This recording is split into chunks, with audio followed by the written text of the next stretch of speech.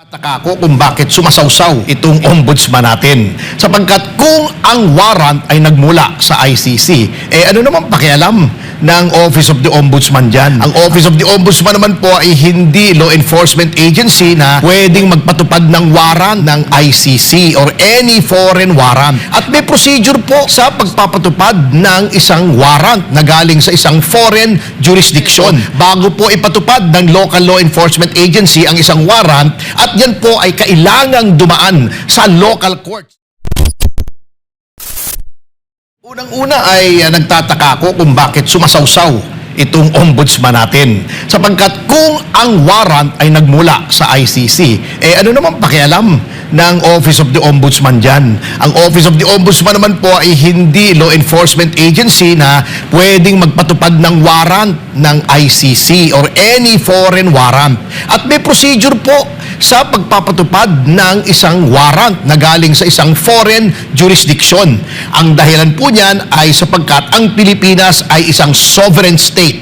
Isa po tayong estado o bansa na may kasarinlan at kalayaan. Ang mga foreign warrants po ay wala pong bisa dito sa Pilipinas. So, baka sabihin po nila, kaya nga po NBI ang nagpapatupad ng warrant.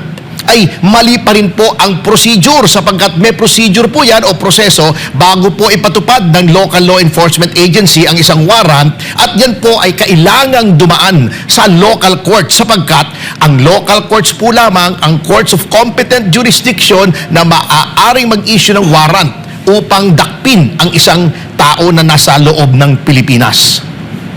Last year, meron pong inilabas na rules on extradition proceedings ang Korte Suprema po, attorney. Gaano kahalaga ito at paano ito mai-apply? Kasi after na ito, nung una pong dinala sa Netherlands ang dating Pangulong Rodrigo Duterte. Tapos ito po sa issue po kay Senador Bato de la Rosa, attorney.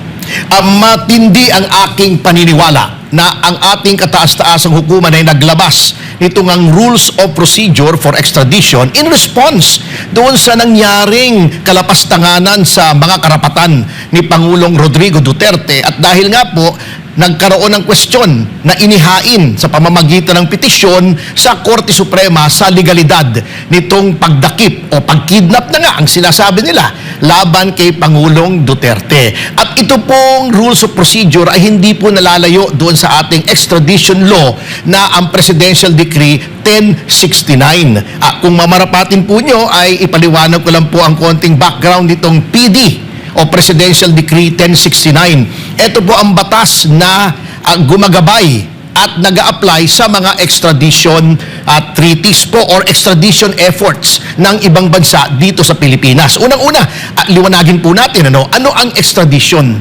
Ang extradition ay request o isang pakiusap ng isang banyagang estado o bayan sa ating bansa na kung maaari ay isang mamamayan natin o kahit hindi mamamayan, ang isang bisita dito sa Pilipinas ay dalhin doon sa ibang bansa kung saan siya ay may kaso. Ang PD 1069 po ay ginawa ni Pangulong Marcos Sr.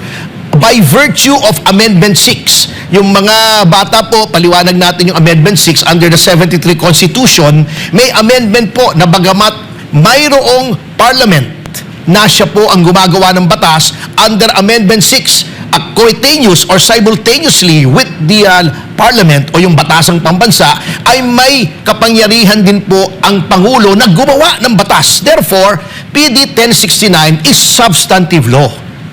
Kaya po, yung rules of procedure na ginawa po last 2025 ng ating kataas-taasang hukuman, hindi po maaaring lumayo yun doon sa PD 1069. At kung babasahin niyo po, ang naidagdag lamang po noon bilang rules of procedure, sapagkat mayroon po tayong principle in law that adjective or procedural laws cannot go against substantive law, ay naglagay po ng mga deadline. Pero nandoon din po sa guidelines na yon na unang-una, ang Department of Justice ang kailangang mag-initiate o magsimula ng extradition petition sa korte. Ang local court natin ang kailangang mag-issue ng warrant para ang isang taong nasa loob ng Pilipinas ay madakip. At ang korte rin natin po ang magdidesisyon kung nararapat na i-extradite o dalhin sa ibang bansa yung isang tao, mamamayan man o hindi, na nasa loob ng Pilipinas. Hindi po NBI, hindi po pulis, hindi po kung sino man, kundi ang hukuman lamang ang magsasabi kung maaaring ang isang taong nasa Pilipinas ay daldalhin sa ibang bansa. At ganun din dapat yung naging procedure sa pag-aresto kay dating Pangulong Rodrigo Duterte. Opo, precisely. Sapagkat, ayon po sa ating saligang batas sa Bill of Rights, nakalagay po roon, no person shall be deprived of life, liberty, or property without due process of law. At nakalagay din po doon, walang tao na pwedeng arestuhin unless there is a warrant issued by a competent court. Ang Court of Competent Jurisdiction na binabanggit po sa ating saligang batas ay walang iba kundi yung mga hukuman po rito sa Pilipinas, sapagkat wala pong karapatan ng saligang batas natin na i-recognize ang ibang korte, sapagkat that would be a great derogation o yun po ay makakabawas sa soberanya at kasarinlan ng ating bansa. Dito naman po sa implementasyon nila, dahil nagkaroon po ng habulan na to the point, ang sabi pa nga ni Senador Bato de la Rosa ay nag-wrestling pa daw sila sa NBI kaya nagtamo siya ng sugat po. Ano po yung patakaran kahit hindi tungkol dito sa ICC warrant of arrest or kahit sa anong warrant of arrest laban sa isang senador po? Pwede po ba nilang gawin yun? Lalo na dyan sa loob ng Senado? Yun nga po ang nakakulungkot dito, na kalabisan po itong ginawa nila. Unang-una po, at palagay ko ang dapat managot po dyan ay ang Senate President noong nandun pa, noong unang pumasok yung mga NBI na alas 7:30 po yata, ayon sa mga ulat, ay naroon na sila. Ang Senate President doon ay si dating Senate President Tito Soto.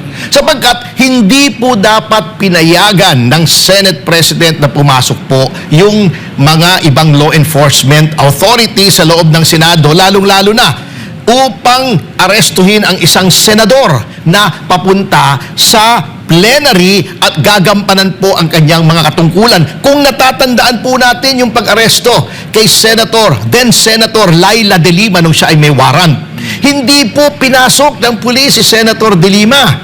Siya po ay nandoon sa loob at binigyan ng sapat na panahon bago siya po ay i-turn over sa kapulisan. And to think that is by virtue of a warrant issued by a competent court in Muntinlupa. Ito ICC warrant.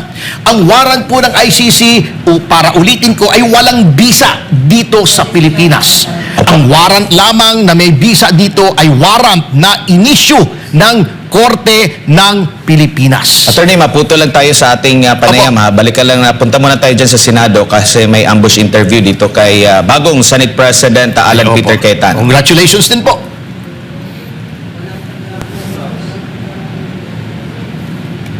Okay. Naman naging sheriff ng ICC si Senator Trillanes, pagkatapos ngayon di ko maintindihan, di ba ako nag-imbestiga doon kay Presidente Duterte, yung pagkidnap niya. Abay, ang pagkaalam ko, kinakailangan yung ICC magsasabi sa Interpol, ang Philippine counterpart ng Interpol, yung Philippine Council for Transnational Crime, yung PCTC. Hindi naman PCTC to NBI to At saka higit sa lahat, kinakailangan pumunta muna sa korte na Pilipino para for enforcement of foreign judgment, kailangan sila kumuha ng warrant. Asan yung warrant nilang Pinoy? So, ma'am, ngayon stand-off. Ngayon ko sa kanila. So ibig sabihin, Ako talagang bastusan na to. Sangkatutak na bastusan. Sinugod na yung Senate. Sinakta ng isang senador. Duguan si Senator Bato. Kaya laking tao. Talagang dinamba, rinesling, andyan sa may hagdan. Pagkatapos niyan, binugbog naman yung ating security isa. Ano ba naman to? Tama ba to? Konting respeto naman. anong naging paliwanag ni Atty. Matibag, ni Director? Ewan ko sa kanya, tanungin ninyo. Mainta ulo ko. May caucus daw po kayo, sir? May caucus daw kayo? Sorry? May caucus daw po kayo ngayon? Kakausapin daw yung ibang senador. Pero para sa akin, kailangan panindigan ng Senado ang aming karapatan, ang aming kalayaan bilang institusyon. Hindi ito tungkol kay Bato, kundi yung institusyon. Talagang binabastos na kami. Talaga naman babuyan na to. Sinusugod na yung mga kwarto ng Senado. Ano ba to? Take over ng NBI? Sino sila? Bureau lang yan.